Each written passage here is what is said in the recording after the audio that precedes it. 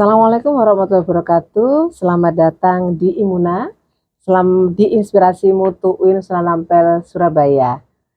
Sobat Mutu, jika kita memandang cakrawala kampus UIN Sunan Ampel, Surabaya, baik itu di kampus Ahmad Yani maupun di kampus Gunung Anyar, kita selalu disuguhi oleh pemandangan yang menarik. Di situ ada berdiri gagah dua gedung yang menjulang tinggi seperti menara kembar.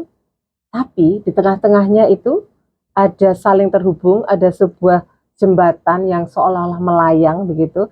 Nah, itu bukan tidak ada artinya, Sobat Mutu, tapi itu bukan hanya sekedar tumpukan beton yang tidak berarti, tapi itu adalah simbol. Simbol yang memaknai bahwa yang namanya wahyu itu tidak akan pernah memusuhi sains, dan sains itu sendiri tidak akan berjalan sendiri tanpa tuntunan etika ilahiyah. Nah, itulah yang kita seringkali menyebutnya sebagai integrated twin towers atau menara kembar tersambung. Jadi adanya gedung megah itu ada filosofinya, dan itu semua akan terimplementasikan dalam kurikulum, kemudian dalam penelitian, dalam pengabdian pada masyarakat. Nah, sore hari ini saya akan ditemani oleh Bapak Korpus Integrasi Lembaga Penjaminan Mutu UIN Sunan Ampel Surabaya, yang memang sangat memahami ya bagaimana filosofinya seperti apa gitu kan Pak. Kira-kira seperti apa sih? Kenapa akhirnya UIN Sunan Ampel Surabaya itu mengembangkan yang namanya integrated twin towers begitu. Oke, terima kasih Bu Merina. Biasanya saya jadi host, sekarang ditanya ya. Iya. Tapi sehat ya Pak ya hari Sehat, ini? sehat. Alhamdulillah. Alhamdulillah. Yang penting kita sehat. Jadi gini, salah satu mandatori yang diwajibkan ketika institut atau IAIN pada waktu itu berubah menjadi universitas, salah satunya harus punya integrasi keilmuan. Karena ketika IAIN dulu, IAIN Sunan Ampel itu hanya membahas tentang ilmu keagamaan. Nah, begitu. Nah, karena ilmu keagamaan, maka ketika menjadi universitas, maka dia akan membuka prodi-prodi umum. Oh begitu. Nah, jadi itu yang tahun berapa itu Pak? Itu tahun 2014, perubahan dari IAIN ke 2014, UIN iya. itu sesuai dengan di statuta.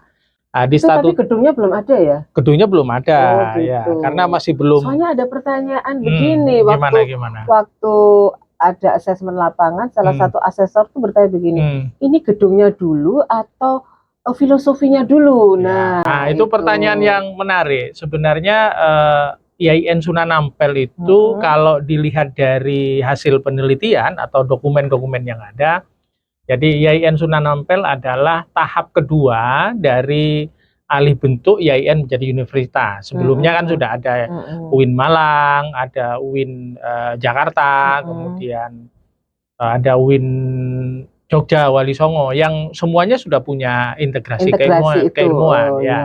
Nah, UIN Sunan Ampel itu di tahap keduanya. Jadi sejak 2009 itu berdasarkan hasil penelitian yang saya juga baca dulu, penelitian kolektif yang ketuanya Prof. Nursam, kemudian ada Prof. Muzaki yang sekarang jadi rektor, kemudian ada Prof. Niam. Ya, saya pernah baca juga ya, itu. Yang warnanya merah itu. Ya, betul. Jadi sebenarnya kajian ke alih bentuk IAIN ke universitas itu bukan hanya sekedar alih bentuk, tetapi juga didasari oleh landasan yang kuat dalam rangka mengintegrasikan ilmu-ilmu agama yang sebelumnya sudah kuat ke dalam ke ilmu-ilmu sains dan teknologi. Jadi mungkin untuk melangkah alih bentuk itu perlu ada rambu-rambunya terlebih dahulu ya. Iya, betul. Jadi gitu kajiannya sudah mendalam. Jadi kalau tadi pertanyaannya bangunan dulu apa teorinya dulu, ya teorinya dulu diperdalam, kemudian baru bangunan itu mengikuti. Iya, karena ada juga dari mahasiswa mungkin tidak paham, oh Twin Towers itu memahaminya, oh gedungnya yang kembar, gedung Twin Towers itu. Belum ada yang belum paham bahwa itu filosofi ternyata. Nah, mungkin dengan hari ini Sobat Mutu dikupas tuntas, akhirnya kita semua jadi tahu nih bahwa filosofinya itu sangat kuat. Lalu apa yang bedakan? Tadi Pak Fosi menyebutkan ada UIN Malang, ada UIN Jakarta, UIN Jogja. Iya. Itu kita istimewanya apa? Spesialnya apa? Seperti yang disampaikan oleh Pak Rektor di setiap kegiatan bahwa model integrasi Twin Tower di UIN Sunan Ampel itu adalah bukan Islamisasi ilmu pengetahuan, tetapi Islamisasi nalar.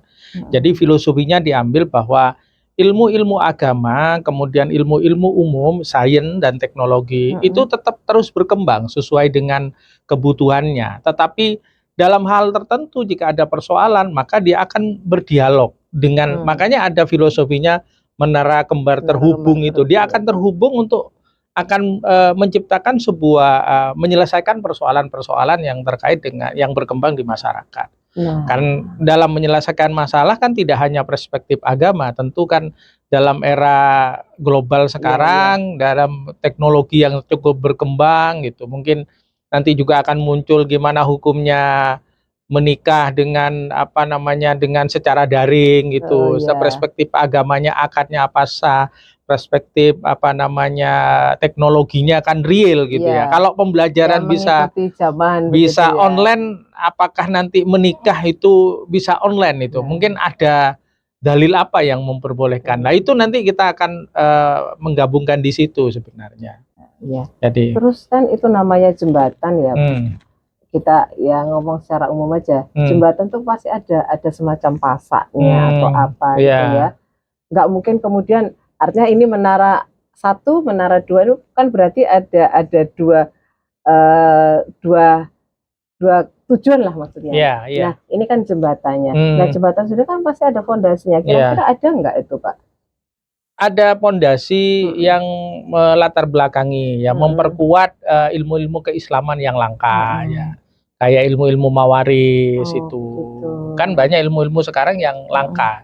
Bukan langka karena memang ilmunya itu kayak kemarin Pak Rektor mencanangkan ilmu mantik gitu, ilmu-ilmu atau memperkuat tentang paradigma keislaman yang universal itu. Jadi ada 3 sebenarnya pilar kalau di gambar itu. Ada 3 pilar. Jadi itu juga memperkuat bagaimana nanti ketika proses penghubungan antara tower yang melambangkan simbol keagamaan dan simbol sains kira-kira itu. Dan mulai semester ini Bu, melalui ini ya apa namanya penyatuan, karena kita sudah menerapkan kurikulum OBE ya, itu titik balik sebenarnya baru integrasi Twin Towers itu masuk ke dalam mata kuliah. Jadi menjadi mata kuliah MKDU.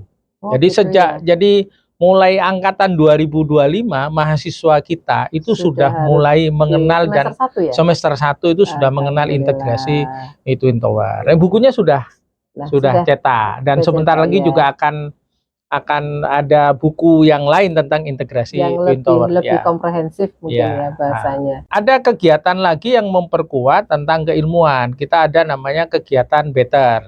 Saya Better Best Experiential Learning ya. Itu kalau itu fokus kepada dosen. Kita menggali apakah dilakukan oleh dosen terkait dengan integrasi, mulai dari pendidikan, penelitian, dan pengabdian. Apakah sudah berbasis integrasi keilmuan? Jadi integrasi keilmuan integrated Twin Tower itu harus mendarah daging. Itu secara waktu ini seperti apa tuh Pak Fungsi? Apakah baca doa di awal, ataukah kemudian pada saat kita nulis penelitian kemudian di situ kita mencantumkan Quran surat berapa, hadisnya apa, ataukah itu saja ataukah yang lebih detail lagi sebetulnya? Jadi ya ada kalau di dalam panduan integrasi Twin Tower itu ada 3. Yang pertama modelnya integrasi Twin Tower dalam pendidikan, penelitian, dan pengabdian masyarakat. Kemudian pendekatan yang kedua itu menggunakan dari teori ke lapangan. Yang ketiga itu interdisiplin sama multidisiplin kajiannya. Dan 3 pendekatan ini yang nanti akan yang akan mengembangkan bagaimana integrasi Twin Tower itu lebih dikembangkan, tidak hanya dalam mengatasi masalah, juga akan memunculkan ilmu-ilmu baru. Misalkan kemarin ada laporan dari Fakultas Sains dan Teknologi itu ada ekosufism itu. Ya, jadi itu ekoteologi dan sufism. Jadi melahirkan ilmu-ilmu ilmu-ilmu baru yang Mm-mm. terkait dengan penyatuan dari keagamaan dan sains Ekologi ya. gitu. Jadi Ya. ini lebih pada apa ya, menyatukan kembali jadi satu. Pada hakikatnya ilmu itu kan satu, tidak terpecah-pecah. Ya. Jadi sepertinya ini UIN Sunan Ampel Surabaya punya kontribusi luar biasa seperti itu Ya, harapannya untuk begitu. menata nalar kembali Nalar gitu ya. kembali Islam, makanya bukan Iya, islamisasi, bukan ayatisasi. bukan Ya, ayatisasi. itu. Kalau tadi ditanya bagaimana proses perkuliahan, nah kita di dalam RPS sudah Mm-mm. ditekankan kemarin ketika Mm-mm. penyusunan, minimal di awal perkuliahan dosen mengawali dengan bacaan Bismillah atau Mm-mm. Al-Fatihah atau Mm-mm. membaca Al-Quran. Mm-mm. Nah, itu juga sudah kita praktekkan di setiap kegiatan yang dilakukan oleh UIN Sunan Ampel Oh, gitu. gitu ya. Misalkan setiap kegiatan resmi biasanya diawali dengan pembacaan syair Oh Sunan iya, Ampel, Sir Sunan Ampel. pembacaan sholawat Sunan Ampel, Ya, kemudian kita mengaji bersama, membaca ayat Al-Quran, baru kegiatan dimulai. Itu sudah menjadi habit, itu sudah menjadi iya, kebiasaan setiap kegiatan-kegiatan resmi itu.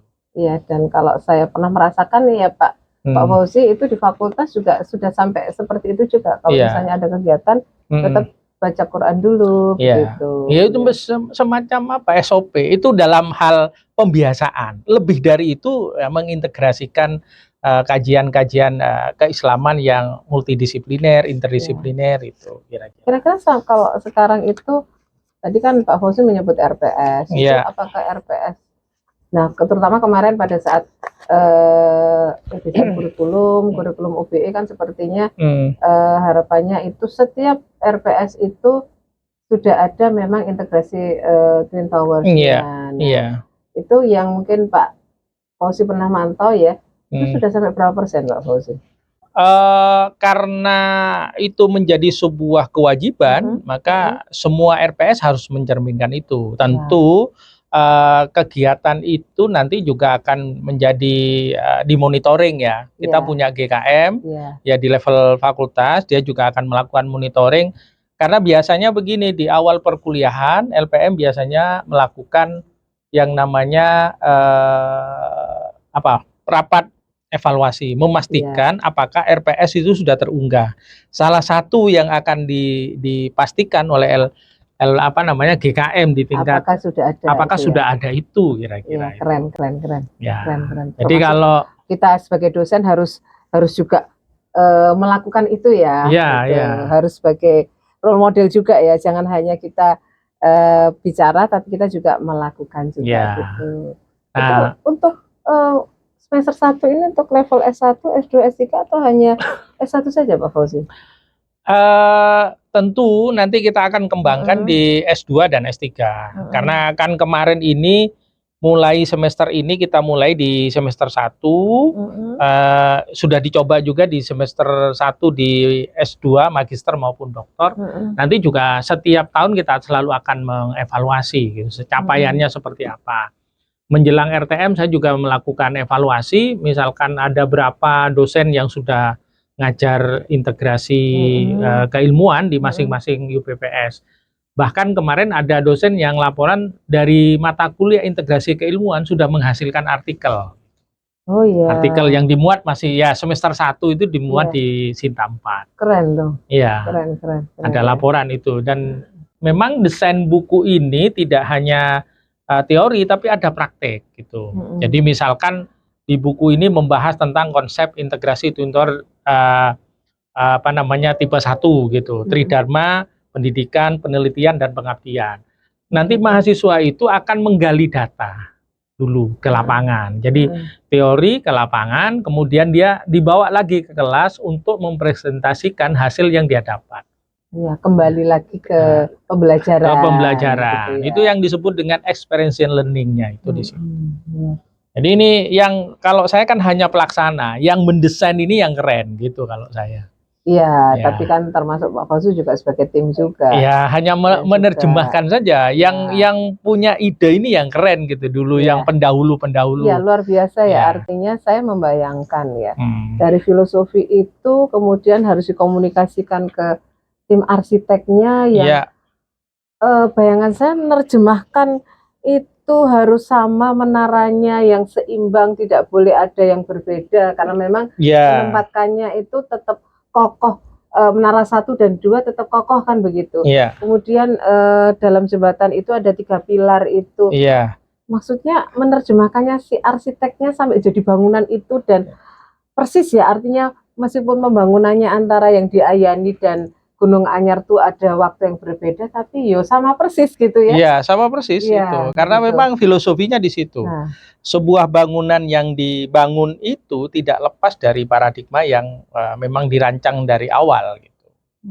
Tuh. ya, tadi kembali lagi ya ke Pak Fauzi tadi. Ini kalau tadi di UIN suka ada di apa namanya Mm-mm. Jakarta juga Mm-mm. di Malang itu Mm. apa sih yang mungkin kita bedakannya tuh apa sih yang kan sama-sama integrasinya, Iya, tapi yang spesialnya kita itu apanya gitu ya? iya, Mungkin akhirnya itu benar-benar menjadi ciri khas kita ya. ya. Jadi kalau di UIN itu ada menara 1, menara sains, menara keagamaan gitu ya. Kalau kita lihat, kita tinggalnya di menara yang berapa ini? Yang A ya, Twin Tower A yang Ismail Yakub kan? Ya. Nah itu. Jadi dia tetap berjalan berkembang sesuai dengan zamannya gitu. Tidak kemudian ketika melihat fenomena, oh ini sesuai dengan ayat Al-Qur'an. Tidak, bukan itu. Bukan itu yang Oh, iya iya diinginkan. iya iya iya. Tetapi ini upaya menyatukan ya, upaya menyatukan sebuah ilmu yang selama ini ada dikotomi itu antara antara wahyu dan yang empiris yang di lapangan. Jadi itu nanti akan digabungkan jika diperlukan gitu. Makanya Islamisasi nalar. Islamisasi nalar itu kan berarti kan dia akan terus berkembang daripada Islamisasi pengetahuan. Kalau itu kan hanya menjustifikasi, tapi ini menjadi apa ya, manhaj namanya itu Nah ini kan artinya landasan untuk berpikir itu di situ. Jadi ini akan selalu berkembang. Maka ide yang bagaimana kalau sosiologi dihubungkan dengan Al-Qur'an, antropologi dengan. Nah, jadi ada kemungkinan nanti, ini kan ada fakultas dakwah yang memahami tentang ilmu komunikasi, itu digabungkan dengan keilmuan yang ada di Usuluddin, dan itu memungkinkan.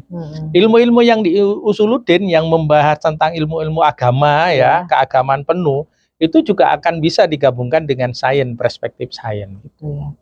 Nah, kalau kita lihat di tokoh-tokoh Islam dulu kan tidak hanya satu ilmu kan, tapi dia juga menguasai ilmu-ilmu yang lain. Dia Al-Khawarizmi misalkan, dia tidak hanya sebagai ahli matematika, tetapi juga sebagai filosof juga. Nah itu, jadi bahwa seseorang itu tidak hanya cukup satu ilmu saja, dia bisa menguasai ilmu, tapi dalam hal tertentu dia bisa mengkomunikasikan dua ilmu ini menjadi yang jadi seimbang. Sepertinya kita ini UIN Sunan Ampel itu mengembalikan lagi pola berpikir yang tidak terkotak-kotak begitu ya. Betul. Kita kan selama ini kayak terkotak-kotak dan kemudian bangga dengan bidangnya masing-masing. Bangga dengan tempatnya sendiri, dengan menaranya sendiri. Nah, begitu. Oke, Pak Fauzi. Kan ini diajarkan di S1, S2, S3. Nah, nantinya itu perbedaannya apa? Kalau untuk S1 seperti apa, batasannya maksud saya.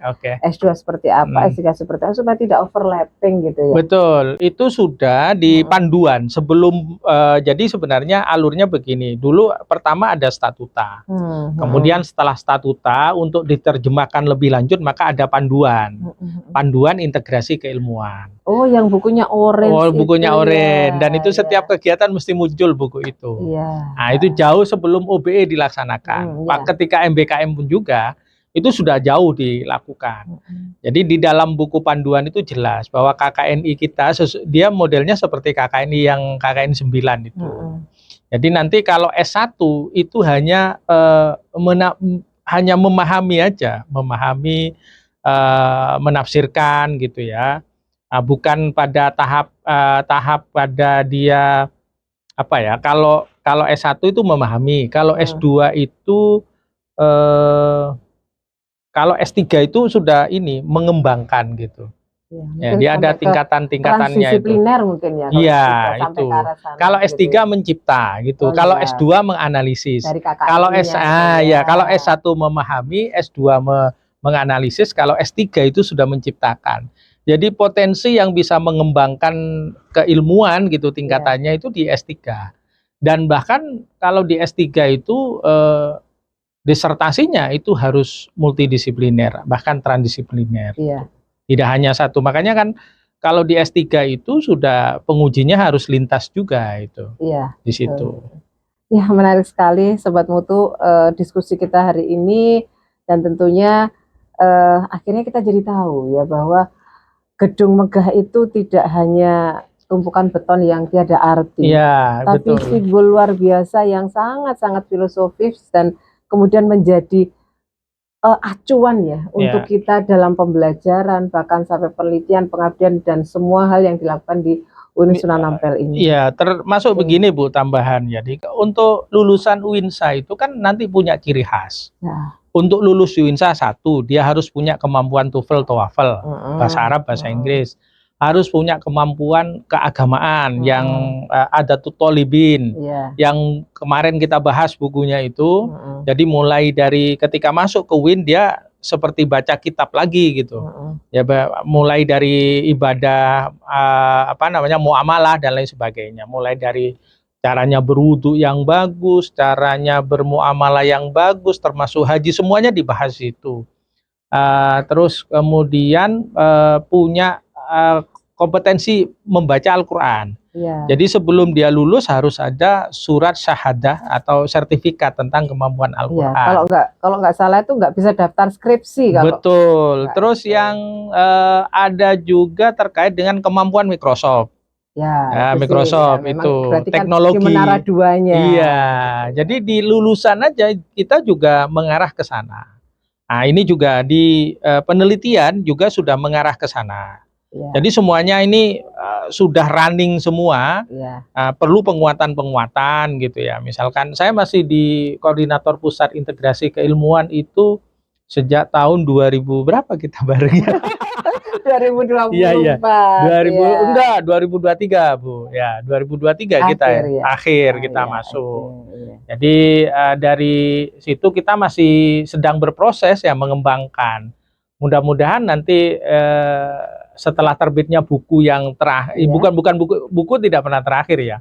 Buku yang ditulis oleh 79 dosen dari semua fakultas UPPS itu menjadi panduan. Itu yang diharapkan oleh Pak Rektor, sehingga nanti kita punya punya dasar pengembangan ketika kita bicara tentang integrasi keilmuan berbasis integrated twin towers gitu. Oke, terima kasih atas waktunya Pak Fauzi hari ini. Ya, semoga kita bisa bersua lagi dalam Inspirasi Mutu UIN Sunan Ampel Surabaya. Assalamualaikum warahmatullahi wabarakatuh. Waalaikumsalam warahmatullahi wabarakatuh.